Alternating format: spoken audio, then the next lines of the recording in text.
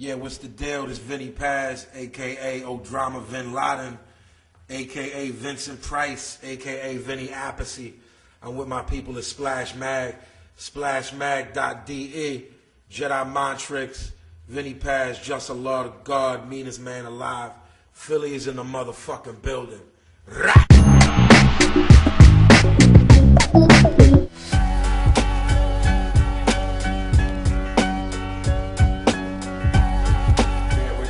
Tons of stuff. March 30th is the new Army of the Pharaohs record.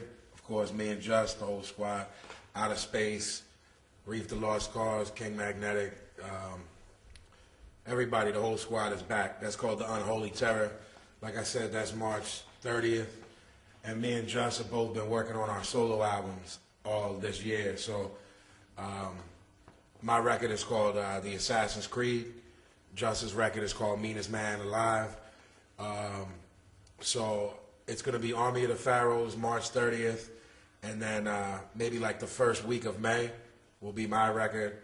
And Stoop, our producer, has a project with a friend of mine. Her name is Liz Fullerton. I'm sure you guys are aware of Portishead, right? Yeah, it's kind of like a Portishead type record. It's Stoop's beats, but she's singing. That's an incredible record. We got Reef the Lost Cause record coming out. And then Just Meanest Man Alive is going to come out late summer. So we have a new label now that we all run. It's our label. It's called Enemy Soil. Distribution is in effect. Everything is going well. You know, so we're just excited, man. I got Lord Finesse doing production on my record. Mad Lib. DJ Muggs from Cypress Hill, Soul Assassins, Bronze Nazareth from Wu-Tang, Fourth Disciple from Wu-Tang. Man, I got a lot of people that did beats on there for me, man. I got joints with the Clips. I got a joint with Paul Wall. I'm forgetting, man, because I did a lot of records. Beanie Siegel, Freeway, Jack Frost. So we've been working hard, man. Like, even though they're solo records, we work on them together, you know what I'm saying? Just was in the studio doing my process. I'm in the studio doing his. So it's like, we hit with like 6 records this year, you know what I mean? And then the next year will be the new Jedi record. Chuko did 2 beats on my record. He did the song with the Clips, and he did a song called Beautiful Love. It's actually the first song on the record. We worked with a lot of European producers on the Army of the Pharaohs record, too. A lot of dope kids out here, man, because they sort of represent the shit that we grew up on, you know what I mean? Some hard body shit, you know what I mean? It's like, you get beats from these kids nowadays back in the States, they're garbage, you know what I mean? We only do that hard body shit, so happy to work with anyone that's talented, you know what I mean? But getting back to your question, we're busy. We're in the studio every week.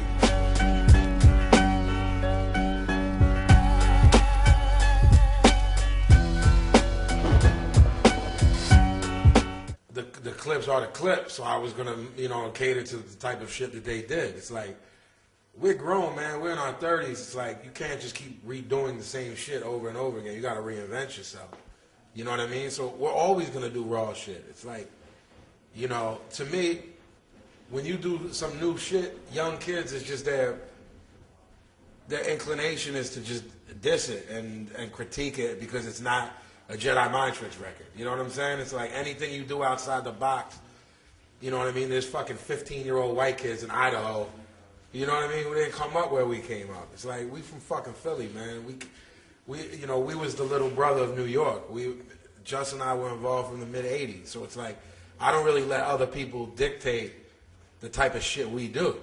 You know what I mean? Because as long as the people that are diehard fans, you know what I'm saying, we're able to support ourselves and our families off this shit. You know what I mean? So I don't really, you know, criticism is a fucking weird thing, man. It's like, you know, there was a philosopher that said something to the effect of the critic educates the masses, the artist educates the critic. You know what I'm saying? And that's how it's like, you can't really tell me how to do something that you can't do. A motherfucker that can't rhyme can't tell me shit about the shit that I'm doing. And that's how I see it.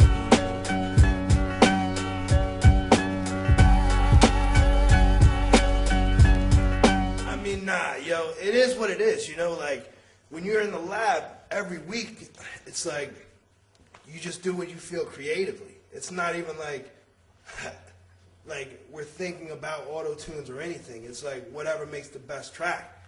You know what I mean? It's, our process was never, I know people think, you know what I mean, oh, I'm going to sell 1 billion records before they even step in the lab. You know what I mean? Like, we're about music first. Like, we don't even look at that shit. We didn't even expect this shit. You know what I'm saying? Like, we right here. Like, we in Leipzig or Leipzig, you know? Like, but in 91, when we did the fucking first shit, like, we were just trying to put music out. You know what I mean? Like, just rap and over hard beats. You know what I mean? Like, that's what we feel. To me, it's like, it's the equivalent of asking about, like, yo, will the guitar ever go away in rock music? Like, of course not. It's the cornerstone. You know what I'm saying? Or, like, will horn sections ever go away in jazz or piano? It's like, no, that's the cornerstone of where all this shit came from.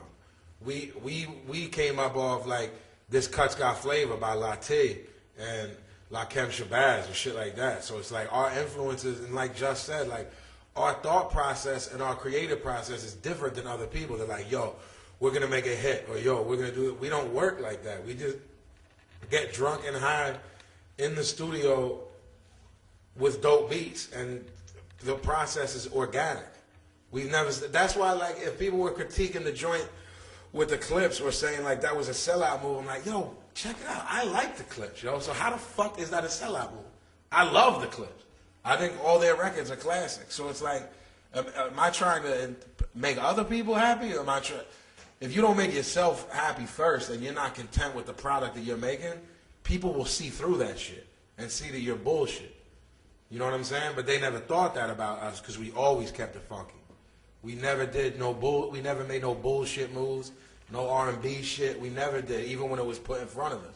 When we were younger and getting major label deals, and they wanted to sort of tone down what we were doing, whether it was like politically or, you know what I'm saying, or whatever we were saying, or tone it down. We were like, fuck that. We'll do this on our own.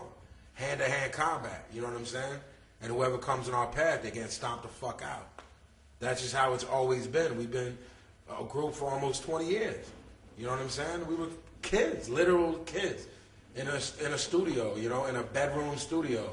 We had bullshit equipment, but we were just so hungry, and we wanted it so bad, we were able to do shit better than other people that would go into $1 million studio. I still look at that shit now. Like, you hear a hungry motherfucker, man, you know he's hungry. It doesn't matter if he had good equipment. You know what I mean? If he had a hot beat and a fucking microphone, I'm like, yo, son is hungry.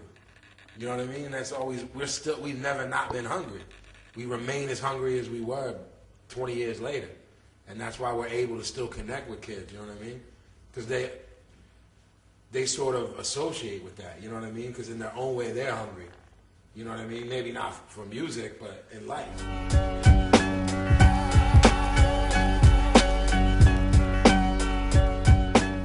Jus and I both like to have the beat at home and write and sort of craft the rhyme to the beat, you know what I mean? Some of the people in the camp with us will come in and write the rhyme on the spot.